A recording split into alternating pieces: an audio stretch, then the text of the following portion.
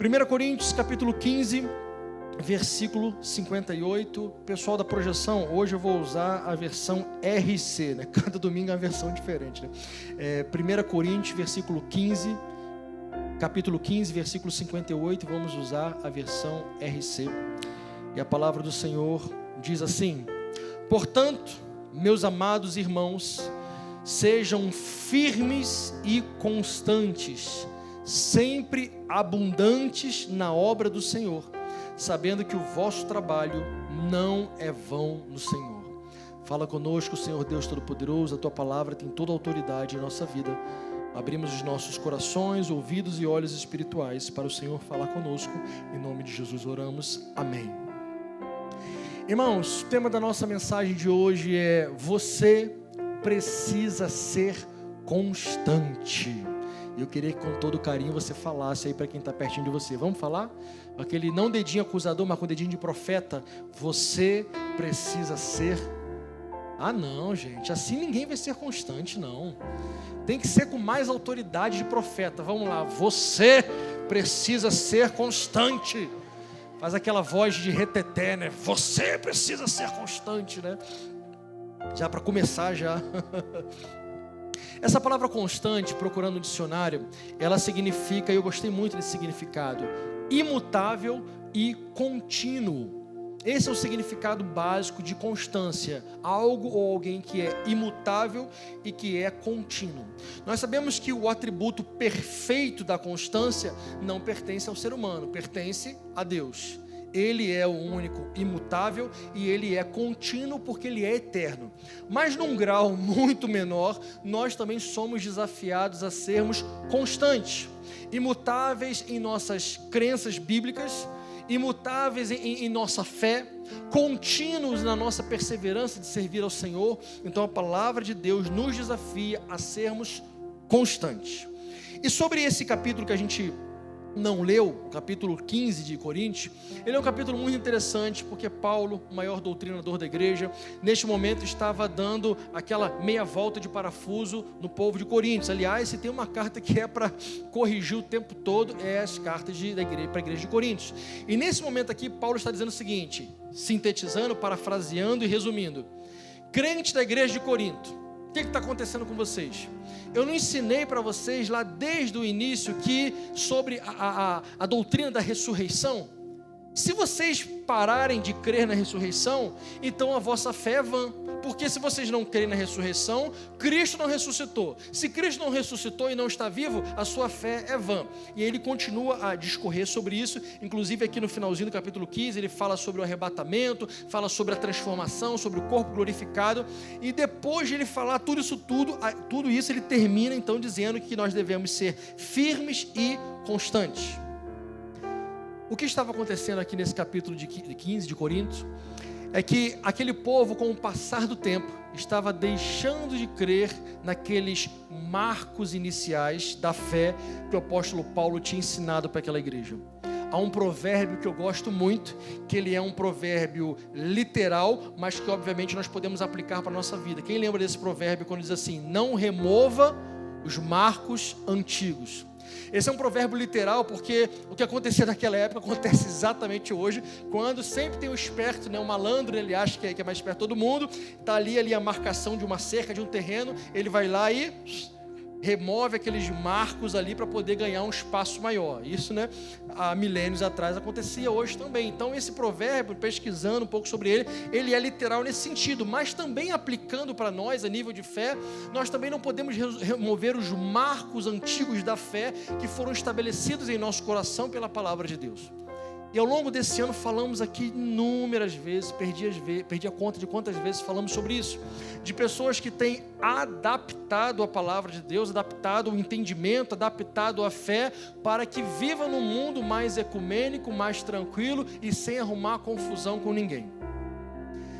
Vou falar algo aqui agora, por exemplo, que vocês podem pensar diferente. Tem coisas, irmãos, que quando a gente está citando a palavra de Deus, que não tem outra interpretação, aí a gente não tem como, né, discordar. Mas tem coisas que em alguns momentos é opinião, e se você me permite, neste momento, eu vou dar uma opinião.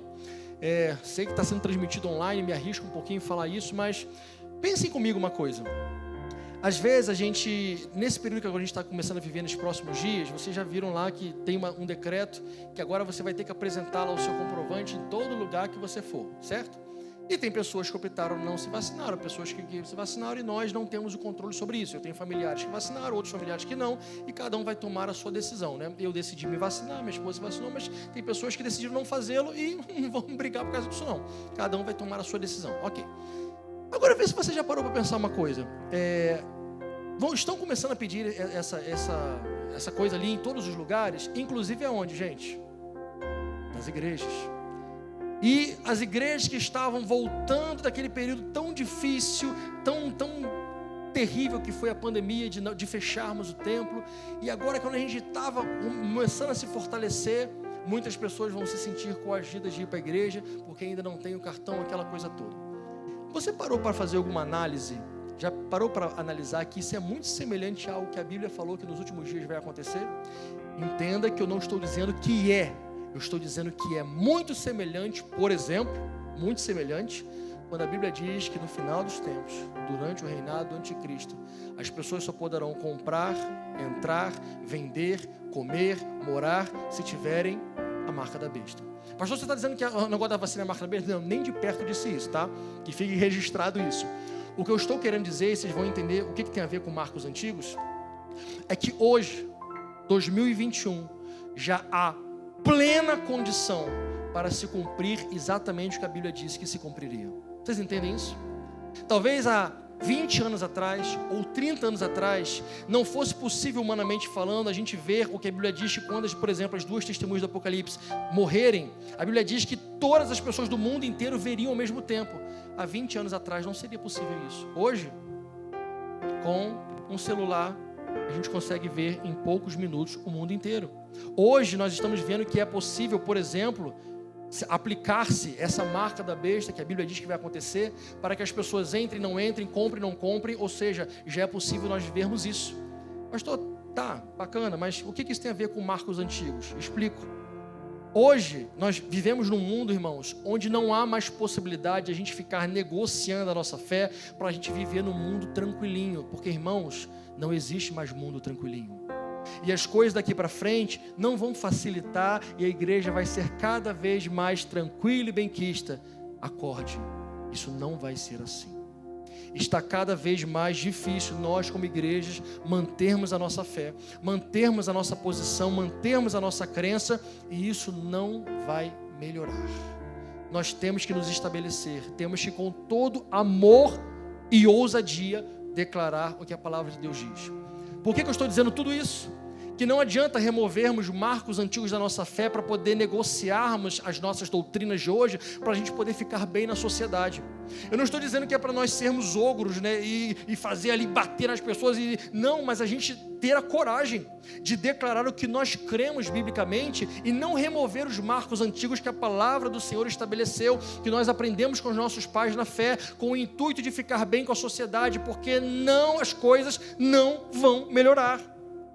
Eu oro com todo o meu coração, e nesses últimos dias eu tenho orado muito por isso. Senhor, volta Jesus, volta Jesus, Maranata, volta Jesus. Gostaria, claro, de ver minhas filhas crescerem, casá-las, claro, mas tudo isso é muito lindo, mas nada disso é mais importante do que estar na eternidade com o Senhor. Nenhum projeto, nenhum plano nosso pode ser mais importante do que almejar a vinda e a volta do nosso Senhor. Quantos creem nisso? Mas eu queria fazer tanta coisa, irmão. Tudo que você queria fazer é muito bonitinho, mas nada disso se compara ao retorno do Senhor Jesus para buscar a sua igreja. E quem dera, oramos por isso. Quem sabe será a nossa geração. Pastor, você está afirmando? Claro que não, irmão. Eu estou clamando que seja a nossa geração. Mas se aprouver o Senhor voltar depois da nossa geração, Ele é o dono do tempo, Ele é o Senhor de tudo. Tudo isso para dizer, não adianta, repito, remover os marcos antigos doutrinários da nossa fé para ficar bem com a sociedade, porque não vamos ficar bem. Os tempos, diz a palavra do Senhor, são trabalhosos.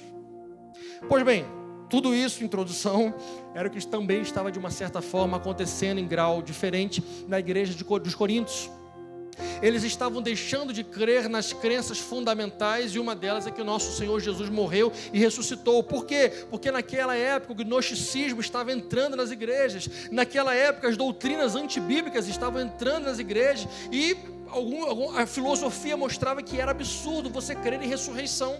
Como assim ressurreição? Isso é coisa de indouto, na visão de muitos filósofos daquela época, e a igreja estava embarcando nisso, e o apóstolo Paulo, com toda ousadia e amor, disse: não, peraí, voltem aos marcos antigos, sejam firmes e constantes, não se abalem, permaneçam firmes naquilo que a palavra do Senhor ensinou, aquilo que eu como apóstolo ensinei, aquilo que vocês aprenderam de Jesus. Se vocês deixarem de crer na ressurreição, então vocês não podem crer em Jesus, porque Ele é a razão da nossa fé, e Ele vivo está.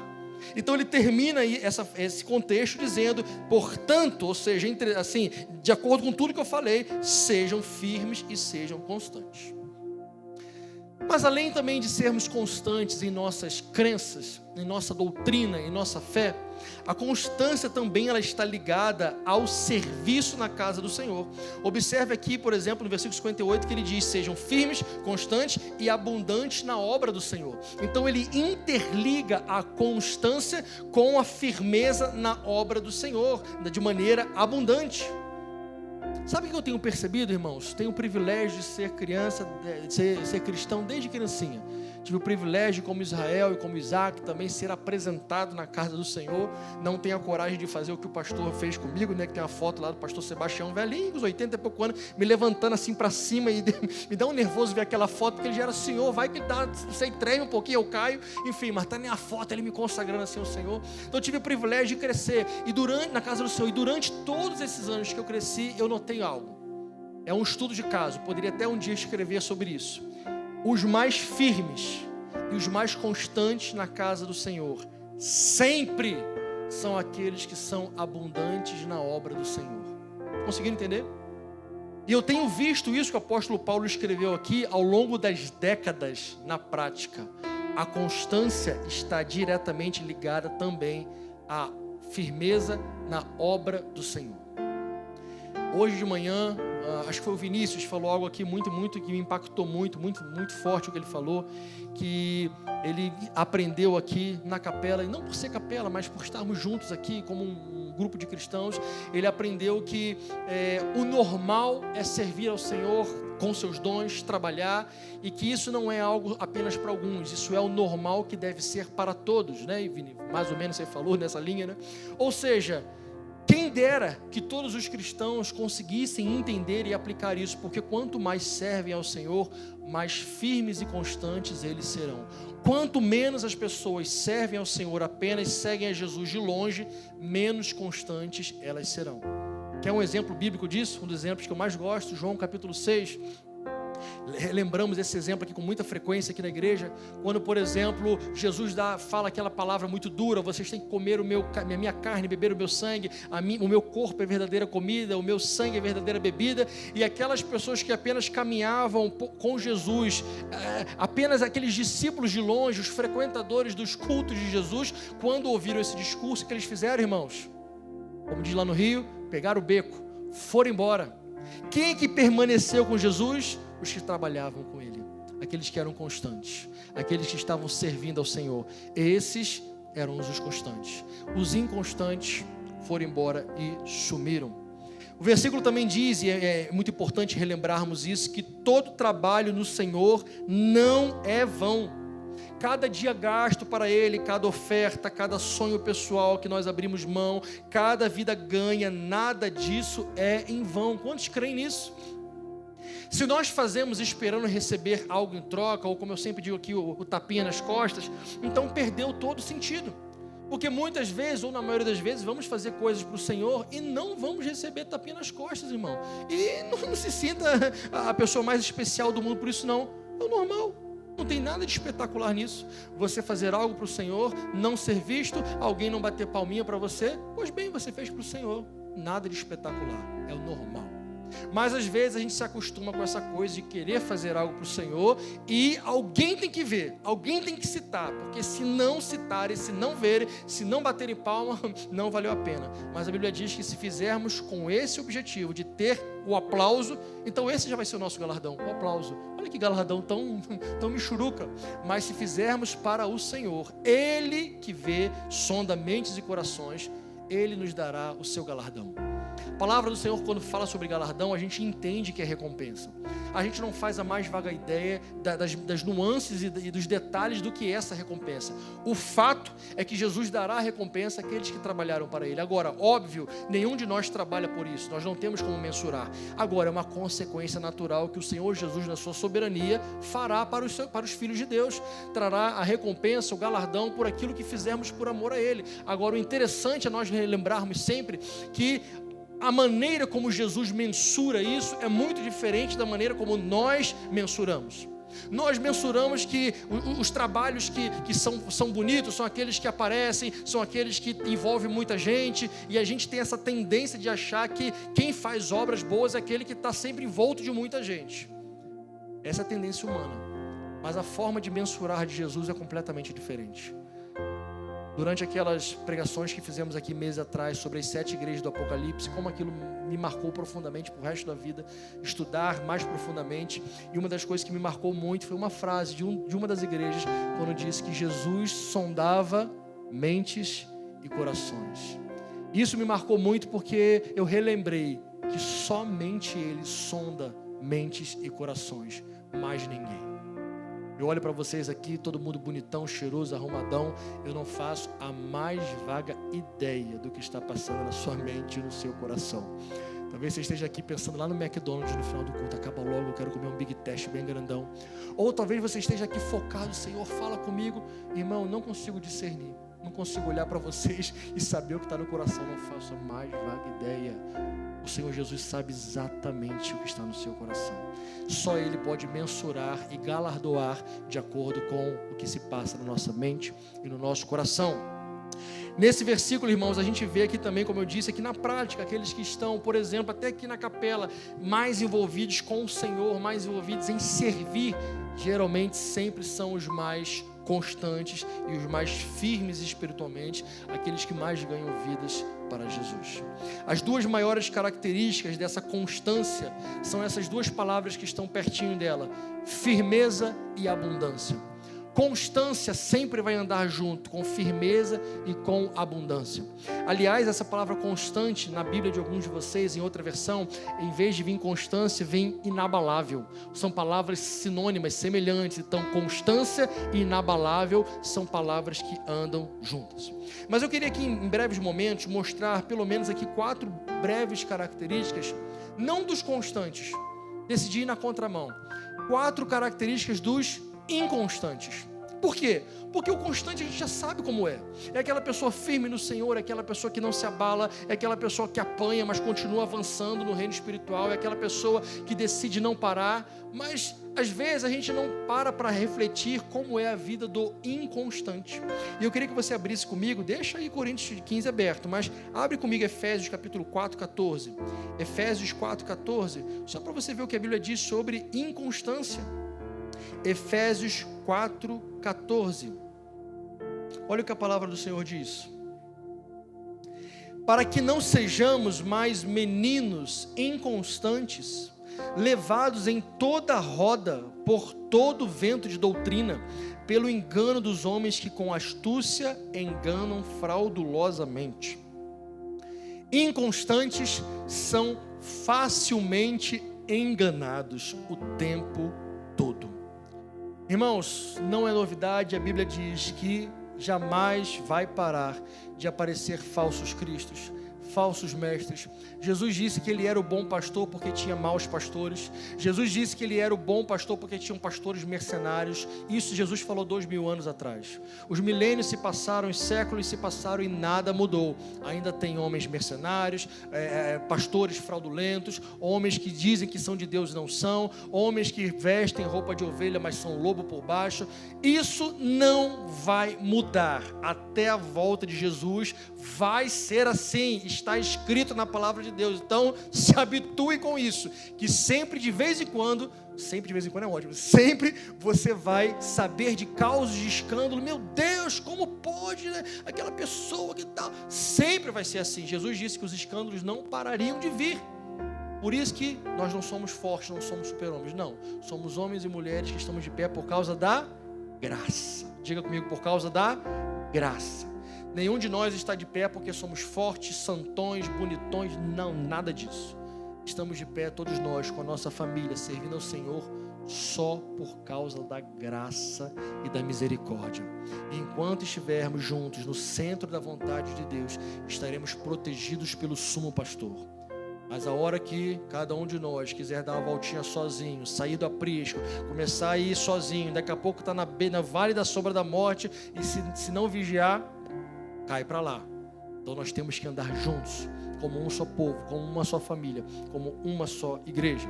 Inconstantes, de acordo com o que a palavra do Senhor diz, são facilmente enganados por falsas doutrinas e por falsos mestres que não pararão de aparecer. Inconstantes, irmãos, não persistem em ler a palavra do Senhor e nela aprender. Pessoas inconstantes aprendem na palavra de Deus, mas quando surgem novos moveres, novas coisas diferentes e diferentes da palavra de Deus, as pessoas brilham os olhinhos e vão atrás daquilo. Não vou entrar aqui no mérito doutrinário, não vou entrar nesse mérito, né, se é, se não é, enfim, não vou entrar nisso. Mas na minha geração da adolescência, eu lembro que era muito comum aparecer umas novidades e todo mundo ia atrás dessas novidades. Vê se algum de vocês foi. Não vou entrar aqui no mérito, se era válido, não é válido, não é esse o momento da discussão disso. Apenas citando, por exemplo, teve a época do dente de ouro. Alguém pegou essa época? Todo mundo ia atrás de onde estava dente de ouro. Pessoal, os dentistas faliram nessa época, né? Porque era ali alguma coisa que tinha uns caras ali que oravam e aparecia um dente de ouro. Aí ia todo mundo lá por dente de ouro. Depois aconteceu uma época do ouro em pó nas mãos. Vocês pegaram essa época também? A época do ouro em pó, e foi todo mundo na época do ouro em pó nas mãos. Depois lá no Rio de Janeiro, e isso se espalhou pelo Brasil também, uma época em que as pessoas, né, decidiam adorar só de costas, porque entendiam que dessa forma estavam de costas para o povo, de frente para Deus, como se Deus tivesse uma frente para olhar, e foi todo mundo fazer dessa forma, inclusive este que vos fala, né? Eu achava legal essa coisa, quero saber de igreja, estou nem aí para a igreja, vou cantar aqui e tal, e era uma coisa que era bonito pensar dessa forma. E podemos citar várias outras, vamos chamar de moveres ou revelações, ou seja lá o que nome a gente possa dar, de que a igreja com o tempo foi passando. Até, por exemplo, no nível de música na igreja. Teve um período na minha adolescência que só se cantava na igreja músicas de guerra. Só guerra, era o tempo todo guerra espiritual, e só se falava nisso. Depois a igreja foi cantando uns negócios meio doidos, que foi, por exemplo, a música... Deixa eu falar aqui, o Sabor de Mel, que ela era o coração desse movimento, onde o Deus, ele vinha, era um movimento antropocentrista dentro da igreja, onde Deus vinha servir o homem, né, e Deus mandar, enfim, onde eu quero chegar? Ao longo das décadas, sempre vão aparecer coisas desse tipo, moveres diferentes, coisas diferentes, enfim, unções diferentes, vamos chamar dessa forma, e às vezes as pessoas gostam de ir atrás dessas coisas, porque acham que a palavra do Senhor já está ultrapassada, já está velha, não tem mais novidades. E sempre que surge uma novidade, a pessoa vai atrás. Mas nesses meus 30 e poucos anos de caminhada com o Senhor, irmãos, eu vi muitas pessoas indo atrás desses moveres, dessas coisas, se decepcionavam e às vezes não conseguiam voltar para a casa do Senhor. Por lá mesmo ficavam. Se decepcionavam com homens, se decepcionavam com os moveres, se decepcionavam com as revelações, e muitas vezes não conseguiam voltar para a casa do Senhor envergonhados ou enfraquecidos. Tem pessoas, como eu já falei aqui várias vezes, quem me conhece sabe que eu creio com todo o meu coração em revelação. Quando Deus usa profeta, creio, irmão. Você vai tomar a sua decisão, a minha decisão é crer. Só que, como a palavra do Senhor diz, né, temos que trazer o que recebemos à luz da palavra de Deus. Ela é o nosso alicerce. Nada do que é profetizado ou declarado fora da palavra de Deus para nós tem valor, porque a palavra do Senhor, ela é o nosso alicerce. E quantas pessoas vivem em função apenas de revelações novas? Eu conheço muitas pessoas, e você deve conhecer também, que não conseguem congregar numa igreja, porque toda semana ela quer estar aonde? Na toca do profeta. Onde tem a garagem que tem um profeta, ela vai lá. E foi naquela semana, deu teve uma profecia para ela, curtiu. Na outra semana foi, não teve, já não gosto mais desse lugar, deixa eu procurar outro. E vai para outro lugar onde tem, e assim vai vivendo, por anos e por anos, apenas querendo receber alguma palavra nova, mas não consegue abrir a palavra do Senhor e ler um texto da Bíblia. Não consegue. Está o tempo todo precisando de novidade, de coisas novas. Eu não estou dizendo isso em tom de chacota, pelo contrário, quem me conhece sabe que eu não sou assim. Eu estou dizendo isso com muito temor e tremor diante de Deus. Porque pessoas que são inconstantes vivem uma vida inteira assim, não conseguem se submeter à palavra do Senhor e precisam sempre de novidades, sempre de coisas novas para poder manter a sua fé acesa. Quando o que nós precisamos, na verdade, irmãos, é da velha palavra de Deus. E quando eu digo velha, eu não digo no sentido de ultrapassada, eu digo no sentido de antiga e que não muda, aquela que é um marco antigo que não pode ser mudado. Vocês conseguem entender, irmãos? Amém. Inconstantes sempre estarão correndo atrás de coisas espetaculares, novas e conscientemente ou inconscientemente rejeitando a palavra do Senhor. Olha agora o que diz também o livro de Tiago, capítulo 1, Tiago 1, versículo 5. Olha o que a palavra do Senhor também diz sobre essa outra característica dos inconstantes. Tiago 1, versículo 5 em diante. Se algum de vós tem falta de sabedoria, peça a Deus, que a todos dá liberalmente, não lance rosto, ser-lhe-á dada.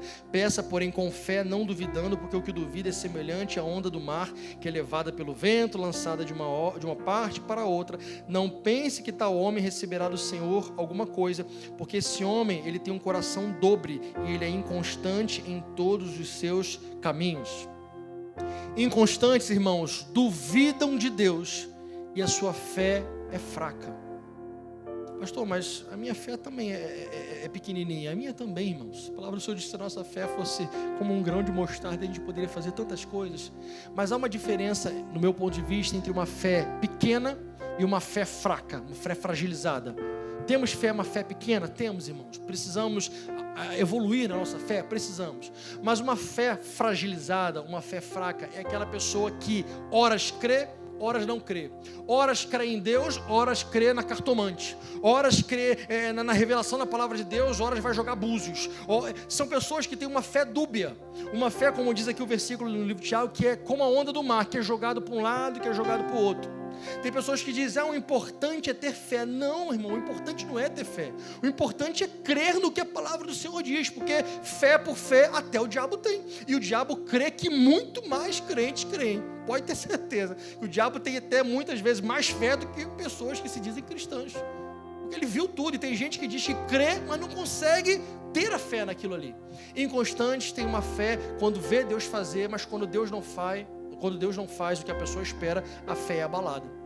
Inconstantes têm uma fé que ora crê no sobrenatural, mas quando chega ali a hora da aprovação, deixa de crer e deixa de seguir a Senhor Jesus e vai para outro caminho, porque a fé é o tempo todo vacilante. Irmãos, a gente precisa ser relembrado com constância que Deus não é o nosso servo, nós é que somos servos de Deus, e que muitas vezes Ele não vai fazer o que a gente quer e ponto final. E não adianta a gente ficar triste de biquinho e dizer que Deus não gosta de você. Não é assim que funciona, irmão. Ele que é Deus, Ele que é o dono, Ele que é o Senhor. Você e eu somos servos pequenos, pecadores, limitados, e a lista é extensa. Não é Ele que tem que viver para nos servir, é nós que temos que viver para servi-lo. E muitas vezes tem vontades nossas que não, ou na maioria das vezes, não são a vontade de Deus. E nós temos que nos adaptar a isso. Simples assim. Tenho para mim que o maior objetivo da nossa vida em terra aqui é conseguir viver de uma certa forma tal, que a gente consiga ouvir a voz de Deus em nosso coração, da forma como Ele quiser falar conosco, e viver no centro da vontade dEle. Eu creio que a oração que apelidaram de Pai Nosso, né? Essa oração ela é tão forte, né? Eu não creio nela que a gente deva ficar recitando como um mantra, não é? Eu tenho certeza que não foi dessa forma que Jesus nos ensinou, mas eu vejo um princípio quando Jesus ensina a orar daquela forma, quando a gente começa reconhecendo Deus como Pai, quando a gente pede perdão pelos nossos pecados. Mas tem uma parte lá que eu amo nessa oração, quando diz: seja feita a tua vontade na terra, nos céus, no meu coração. Ou seja, é um princípio que Jesus está ensinando, que a vontade de Deus é que tem que prevalecer. E eu tenho para mim que a gente, como cristão, temos que conseguir chegar a esse ponto onde não consigamos dar um passo que não seja a vontade de Deus. Mas a gente passa, irmãos, a gente ser humano, a gente passa uma vida inteira brigando com Deus. A gente passa o tempo todo dizendo: Senhor, por favor, faz a minha vontade. Às vezes igual uma criança birrenta: Senhor, por favor, eu planejei tanto aquilo. Senhor, eu quero tanto casar com aquela pessoa, por favor, deixa. Senhor, eu quero tanto passar naquele concurso, por favor, inventa uma vaga lá para mim. Senhor, aquela faculdade, eu determino que o Senhor vai abrir a porta para... E aí começa aquele monte de coisa. Porque a gente não consegue se submeter à vontade de Deus, então a gente pede que Ele se submeta à nossa vontade. E tem gente que vive uma vida inteira assim, brigando com Deus. Só que deixa eu relembrar, vai perder a vida inteira. Que de Deus ninguém ganha. Tenho para mim, irmãos, que o objetivo nosso é conseguir alinhar a nossa vida com o que Deus espera de nós. E se assim conseguirmos viver, teremos a vida mais feliz do mundo. Porque a vontade do Senhor é o que, irmãos? Eu amo aquele versículo lá de Jeremias, quando Deus diz assim para Jeremias: Jeremias, quando você estava no ventre da sua mãe, eu te chamei para ser profeta às nações. Aí Jeremias fez igualzinho a gente faz. Assim, Senhor, tem certeza? Porque assim, eu não passo de uma criança, eu não sei muito esse negócio de ser profeta, não. E aí ele ainda toma uma chamada de Deus: não diga que você não passa de uma criança, porque o que eu mandar você falar, você vai falar. Bom, sim, Senhor. Jeremias foi um profeta poderoso usado por Deus. Não teve uma vida fácil, mas tenho para mim que viveu uma vida feliz, porque viveu no centro da vontade de Deus. Inconstantes não conseguem viver no centro da vontade de Deus, porque quando Deus não faz a vontade que Ele quer, Ele abandona Deus. Irmãos, por mais absurdo que isso pareça, você já deve ter visto pessoas assim, que vinham na casa do Senhor, mas não aconteceram as coisas que elas esperavam, aí mudaram completamente de time, aí foi lá jogar lá um batuque, foi lá fazer um batuque lá no outro lugar lá, depois trocou de religião, foi para outra, e eu fico às vezes olhando e falo: o que está acontecendo? Me explica. É o desespero da pessoa de conseguir ser atendida naquilo que ela acha que precisa. E não importa quem vai atender, quem vai ser o Deus, qual vai ser a religião, não importa, alguém tem que me atender.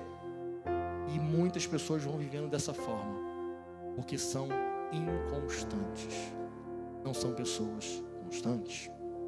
A palavra do Senhor diz aqui em 2 Pedro, é só andar algumas páginas para frente. 2 Pedro, capítulo 3, versículo 15 e 16. 2 Pedro 3, 15 e 16, a palavra diz: tenham por salvação a longanimidade do nosso Senhor, como também o nosso amado irmão Paulo vos escreveu, segundo a sabedoria que lhe foi dada.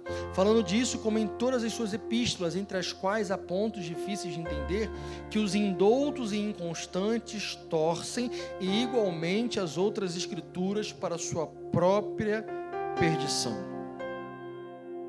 Eu lembro que quando eu fiz seminário, há 18 anos atrás, nessa faixa por aí, eu lembro que no meu primeiro ano de seminário era muito interessante, porque quem já fez seminário aqui ou está fazendo sabe como é. A gente no primeiro ano de seminário, a gente se acha o mais sábio do universo. E quando a gente termina o último ano de seminário, a gente descobre que a gente é a pessoa que menos sabe no mundo. Que quanto mais você estuda, mais você descobre que há uma infinitude de outras coisas para você estudar. Por isso que em alguns casos, parece até que a ignorância é uma bênção, porque a pessoa que não estuda, ela acha que sabe tudo, mas quanto mais começa a estudar, descobre que não sabe nada. Eu lembro que no meu primeiro semestre, lá eu com meus 20 anos, tinha um menino que começou a estudar comigo, e de repente, poucos meses depois, ele sumiu. Eu falei: poxa, eu gostava tanto de estudar com ele lá, e um dia eu encontro ele na rua. Eu não consigo nem lembrar o nome dele, na verdade, agora. Eu encontrei, abracei ele e falei: cara, vem cá, cara, cadê você no seminário? Pô, a gente era parceiro, estudava junto. E ele olhou para mim e disse assim: Claudinho, sabe o que eu descobri? A letra mata. Então estudar, isso aí, ó, Deus me revelou que a letra mata. Então não é necessário estudar teologia. Eu falei: puxa, mano, então eu não sei nem como é conversar contigo, né? Bora conversar de futebol aqui, então vamos mudar de assunto. Por que eu estou citando esse exemplo? Porque ele pegou aquele versículo onde Paulo está falando sobre a lei. Ele está fazendo uma comparação sobre a lei, que ele era fariseu dos fariseus e como agora ele vivia na graça. Então, nesse contexto, ele cita que a observância da lei para a salvação, né, com o objetivo de salvação nesse aspecto mata. Esse jovem pegou, pela sua inconstância, readaptou e trouxe uma interpretação completamente extra-bíblica, onde chegou-se à conclusão que não era necessário estudar a Bíblia porque a letra mata. Puxa vida, né? Imagina se os médicos pensassem assim, se os engenheiros pensassem assim, né? Ia cair tudo, né, na nossa cabeça. Inconstantes distorcem a palavra de Deus para o seu próprio benefício. Inconstantes entendem o que querem da palavra de Deus para que consigam viver da forma como quiserem. Inconstantes distorcem os mandamentos do Senhor para que vivam na vida de pecado. Inconstantes distorcem completamente o que a palavra do Senhor ensina para que possam criar novas doutrinas, novas religiões, novas formas de enxergar a vida e viver se sentindo em paz.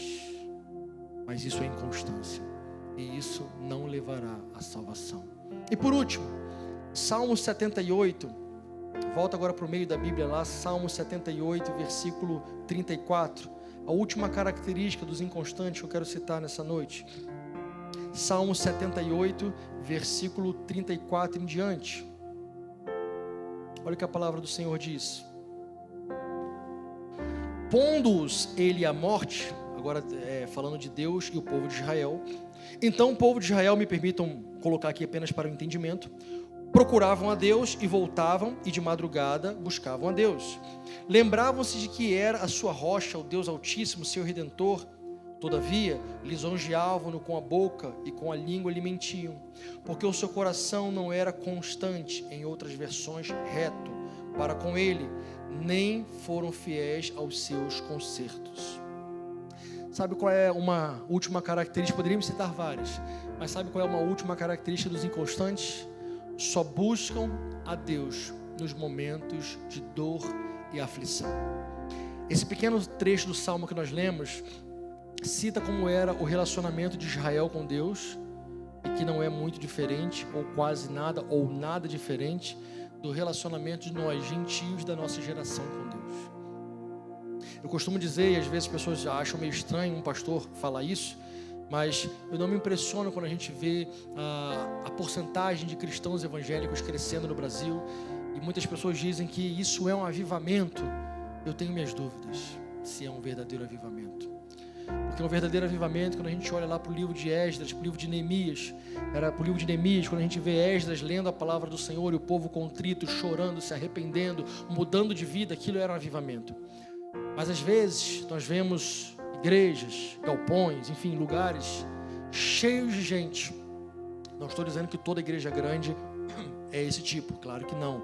Tem igrejas grandes, sérias, fortes, eu conheço várias delas. Tivemos algum tempo atrás na Igreja Batista do Angelim, uma igreja de 15 mil membros, uma igreja fabulosa, como eu aprendi e tenho aprendido com aquela igreja. Mas nós vemos misturado, joio e trigo. Às vezes muitos lugares com muitas pessoas, cheios, mas que são pessoas inconstantes, que como o povo de Israel nesse salmo, estão buscando a Deus apenas pelo que Ele pode oferecer. E lisonjeia Deus com os lábios, mas como diz aqui o versículo, o coração está completamente distante do Senhor. Aqui no versículo 37, o coração não era constante, nem foram fiéis com seu conserto. No versículo 36, lisonjeavam apenas com a boca, mas com a língua mentiam. E são inúmeras as pessoas que assim vivem, inconstantes. Frequentam as igrejas, fazem campanhas de 7 semanas de um monte de coisa, ofertam e dizimam com frequência, mas não são constantes. Apenas buscam ao Senhor quando tudo está bem, quando tudo está ruim, mas quando as coisas ficam bem, elas se distanciam de Deus. E tem pessoas que é o contrário, apenas estão com Deus quando tudo está bem, e quando a coisa aperta, elas se distanciam de Deus. Nós somos chamados, irmãos, para servir ao Senhor nos bons e nos maus dias. Prega-se por aí um evangelho que não é bíblico, que disse que a vida do crente, inclusive canta-se isso nas igrejas, né? A vida do crente é só vitória, só vitória, só vitória, só vitória. Eu não sei que vida que é essa, porque a minha vida não é só vitória não, irmão. a gente tem dia que é complicado. Tem dia que a gente pensa em chutar o pau da barraca, tem dia que a gente pensa em chutar o balde, mas a constância é isso. Não é você deixar de pensar, é você pensar e dizer: só a tua graça me basta e a tua presença é meu prazer. Bora avançar, vamos avançar. E nesse evangelho que se prega por aí, onde ser crente é só vitória, só vitória, só vitória, só vitória, quando vem a adversidade, o dia ruim, a pessoa diz: ué, então falhou, né? Eu vou procurar outro lugar e deixa de seguir ao Senhor. Quando na verdade a palavra do Senhor diz lá em Efésios capítulo 6, revistam-se de toda a armadura de Deus, para que possais resistir no dia mau. Os dias maus vêm. Inconstantes, vivem com o Senhor apenas nos bons dias, ou outros vivem apenas quando precisam do Senhor. Caminhando por fim, eu lembro que eu já contei para vocês aqui algumas vezes uma experiência que eu tive anos atrás, quando eu pastoreava lá no Rio Grande do Sul, quando um senhor foi até nós e pediu: pastor, ora aqui pela nossa carteira de trabalho. Eu falei: não, pela carteira de trabalho não, vou orar por você. Oramos e pela misericórdia de Deus, um tempo depois ele conseguiu um emprego que ele tanto precisava. E assim que ele conseguiu um emprego, o que ele fez, irmãos? Sumiu da igreja. Por quê? Porque agora ele não tinha mais tempo para essas coisas de igreja. Agora ele precisava trabalhar. Eu falei: puxa vida, né? Quando estava tudo ruim, estava lá: Senhor, abre a porta, abre a porta. Aí Deus abre a porta e ele vai e fecha a porta, né? E vai viver. E, irmãos, são muitos que vivem assim. Quantos jovens, quantos jovens eu vi, perdi a conta, de que cresceram na casa do Senhor firmes. E aí, pela graça do Senhor, Deus permitiu passar em um concurso militar. E quando chegavam lá nas escolas militares, em poucas semanas, não em poucos meses, em poucas semanas, parece que já esqueciam completamente quem eram. E tudo aquilo que viveu na igreja foi para o ralo, porque chegavam lá, em poucas semanas estavam envolvidos com as menininhas, estavam envolvidos em fazer coisa errada. Não eram em meses, eram em poucas semanas. Eu falava: meu Deus, cresceu comigo na igreja? Como assim? E eu vi isso, perdi a conta de quantas vezes. Pessoas que, pela inconstância, deixam de viver aquilo que creram uma vida inteira, porque receberam uma bênção, porque começaram a viver uma vida diferente. Pessoas que, quando não tinham recursos financeiros, estavam lá ofertando e dizimando na casa do Senhor. Mas quando tem agora um emprego e tem um bom dinheiro, não dá um centavo, porque agora precisa daquele dinheiro. E pessoas vão vivendo assim, dessa forma, inconstantes.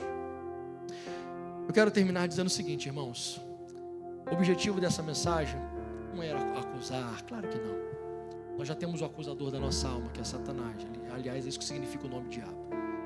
É uma mensagem para nos lembrar que a inconstância, ela nos chama todos os dias. Ao acordarmos pela manhã, a inconstância está nos chamando. Ao chegarmos no nosso trabalho, ao andarmos pela rua, a inconstância o tempo todo nos chama. As ofertas do mundo, juntamente com a inconstância, nos chamam. Nós somos chamados o tempo todo para vivermos uma vida inconstante. Mas ao mesmo tempo, a palavra do Senhor nos desafia a decidirmos viver uma vida de constância nele e na obra do Senhor. A constância, irmãos, é uma decisão. A constância não é algo que vai vir um anjo e vai colocar sobre a sua vida. Não. A constância é uma decisão que você precisa tomar. Ou você vive uma vida de inconstância, ou vive uma vida de constância. Não tem meio termo, porque o meio termo já é a inconstância. Nós sabemos, irmãos, que nós não somos perfeitos, nenhum de nós. Nós sabemos que falharemos várias vezes. Nós sabemos que por vezes prometemos para Deus não fazer algo e fazemos. Prometemos para Deus que jamais faríamos e fazemos. Ser humano não é fácil. A gente milita, todos nós, com carne e espírito. Ser humano é, como diz o apóstolo Paulo, querer muitas vezes fazer o bem, mas acabar fazendo o mal. Muitas vezes é querer viver uma vida para agradar pessoas, mas acaba se chateando com as pessoas. É uma vida de querer agradar a Deus, mas muitas vezes agrada a si próprio. Nós vivemos uma dualidade no sentido de uma batalha diária. Todos nós, e essa batalha não vai acabar. O que vai nos fazer viver em paz no meio dessa batalha que todos nós temos é nós nos rendermos completamente ao Senhor e dizer: Senhor, está aqui o comando da minha vida. Eu vivo nessa batalha, carne e espírito, mas eu quero te dizer, eu não quero que a carne vença. Eu quero que somente o teu espírito em mim vença. E se assim você fizer, entregar o controle da sua vida nas mãos de Deus, no meio desse caos que a gente vive, você vai viver em paz. No meio de uma geração de pessoas inconstantes, no meio de uma multidão de inconstância, pela graça de Deus, você vai conseguir ser constante. Quantos creem nisso? Vocês estão até com medo de falar, né? Mas pode crer, irmão. É possível sim sermos constantes, porque não vai ser na força do nosso braço, vai ser pela graça do Senhor. Nós trouxemos essa mensagem hoje, pelo menos a minha última mensagem desse ano, porque eu quero nos chacoalhar, a todos nós, obviamente inclusive a mim, para que nesse ano de 2022 tomemos a decisão, de uma vez por todas, vivermos uma vida de constância. Com todo o carinho do mundo, eu quero dizer para você, irmão, chega de ser inconstante. Chega de viver mais ou menos. Chega de viver para Deus até certo ponto. Ministério de louvor, por favor. Chega de viver, Senhor, eu vou te servir, mas só até aqui. Senhor, pode contar comigo, mas só até esse ponto. Chega, irmão, chega. Os tempos são trabalhosos. Jesus está voltando, nós cremos. Não temos mais tempo para vivermos nessa mesmice, nesse mais ou menos. Não temos mais tempo. Vocês estão aí, Ministério de Louvor? Não temos mais tempo para viver nesse mais ou menos cristão. Não temos mais tempo, irmãos. Nós estamos em tempos de guerra. Estamos em tempos trabalhosos. Estamos em tempos em que nós precisamos nos posicionar. E não temos mais tempo para brincar de sermos cristãos. 2022 é um ano que você vai precisar tomar uma decisão. Ou se o Senhor é Deus, como disse o profeta Elias, então sirva ao Senhor. Se Baal é Deus, então sirva a Baal. Como Baal não é o nosso Deus, então sirvamos ao Senhor com todo o nosso coração. Se porventura você ou eu ou algum de nós passou esse ano de 2021 meio capenga, servindo ao Senhor quando dava, vindo à igreja quando não tinha mais nada para fazer, dando ao Senhor apenas umas moedinhas para dizer que Deus, servindo ao Senhor só para ajudar ali quando precisavam para alguma coisa ali, se porventura 2021 para algum de nós foi assim, tome a decisão de ser constante, firme, abundante, inabalável na obra do Senhor para esse ano que se inicia, e você vai viver a vida mais feliz que alguém pode viver.